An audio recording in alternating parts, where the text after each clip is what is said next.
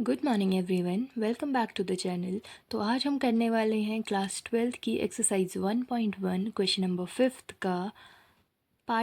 का part E. So let's start. तो part E कहता है कि r equals to x comma y such that x is father of y। ठीक है। सो इसमें हमें प्रूफ करना था कि ये रिफ्लेक्सिव है, सिमेट्रिक है या फिर ट्रांजिटिव है। सो स्टार्ट करते हैं। सबसे पहले हम ले लेते हैं x, एक टर्म है x comma x does not belongs to r। अब इसका मतलब क्या है? यहाँ पे बोला x is father of y, यानी x जो है वो फादर है किसका? y का। ठीक है। तो ये x कॉमा x तो नहीं हो सकता है। क्यों? क्योंकि x can not be, x जो है can not be father of himself. कोई खुद का ही फादर हो सकता है क्या? ठीक है। x का ही फादर, यानी x खुद का फादर हो सकता है? नहीं हो सकता है। So that's why it does not belongs to this set. ठीक है। So it is therefore r is not reflexive, इसीलिए ये रिफ्लेक्सिव नहीं है। नेक्स्ट बढ़ते हैं हम। अब सपोज हम ले लेते हैं x comma y belongs to r। ठीक है। हम कहते हैं कि x और y जो है ये r में बिलोंग कर रहे हैं। ठीक है। तो इससे हमें ये समझ आता है कि x is father of y, x जो है वो y का फादर है। ठीक है। अब अगर हम इसका उल्टा ले लें y कॉमा x और हम कहें कि r में बिलोंग करे, तो इसका मतलब क्या है कि y is father of x। यही मीनिंग हुआ ना। बट देखो, जब यहाँ ऑलरेडी हम एक बार कह चुके हैं कि x जो है वो y का फादर है। ठीक है। x जो है वो y के पिता हैं।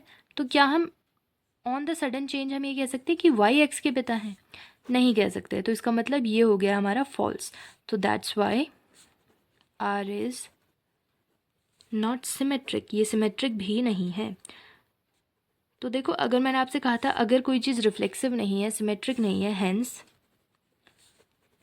It will also not transitive, तो वो ट्रांजिटिव भी नहीं होगी। ठीक है। फिर भी अगर आपको चेक करना है तो आप ऐसे कर सकते हो। देखो, x comma y belongs to r। ठीक है, ये बिलोंग कर रहा है। तो इससे हमें पता चलता है कि x जो है वो फादर है y के। बट अगर हम इसको उल्टा करके लिख दें, अगर हम कह दें y comma x belongs to r, तो इससे ये पता चलेगा कि जो y है वो x के फादर है। But it is not possible. ठीक है, ऐसा नहीं पॉसिबल है। और अगर इसी में थर्ड कंडीशन आती है तो ये x कॉमा x जो है ये होना चाहिए इस सेट में, बट ये भी फॉल्स है ना। तो that's why it is also not transitive. बढ़ते हैं पार्ट डी की तरफ। पार्ट डी हमारा कह रहा है कि r equals to x comma y such that x is wife of y। ठीक है। जो ये x है ये y की वाइफ है। तो सबसे पहले हम ले लेते हैं एक term x comma x belongs to r। तो हम कहते हैं एक है x comma x belongs to r। तो हम क्या ये कह सकते हैं कि x की वाइफ x है? No, we can not say that. x can't be wife of herself. कोई खुद की वाइफ हो सकता है? नहीं हो सकता। जैसे हमने अभी फादर वाला क्वेश्चन करा था, सिमिलरली सिर्फ इतना चेंज आया है कि वहाँ फादर था, यहाँ वाइफ हो गया है। बाकी there is not so big change. ठीक है। सो क्या x खुद की ही वाइफ हो सकता है? नहीं हो सकता। So therefore r is not reflexive, ये रिफ्लेक्सिव नहीं है। बढ़ते नेक्स्ट पार्ट में। अगर हम इसी को कहें x कॉमा वाई हम ले लें बिलोंग्स टू r, तो इसका मतलब ये होगा x is wife of y। यही मतलब होगा ना कि अगर हम x कॉमा वाई लेते हैं, ये r में बिलोंग कर रहा है, तो हम इससे यही समझेंगे ना कि x जो है वो y की वाइफ है।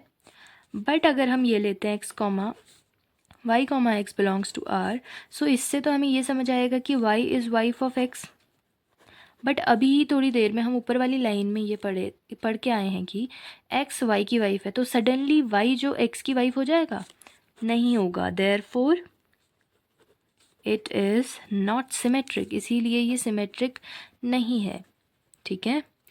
तो देखो, अगर रिफ्लेक्सिव नहीं है, सिमेट्रिक नहीं है, तो it will also not be transitive, तो ये ट्रांजिटिव भी नहीं होगा। ठीक है।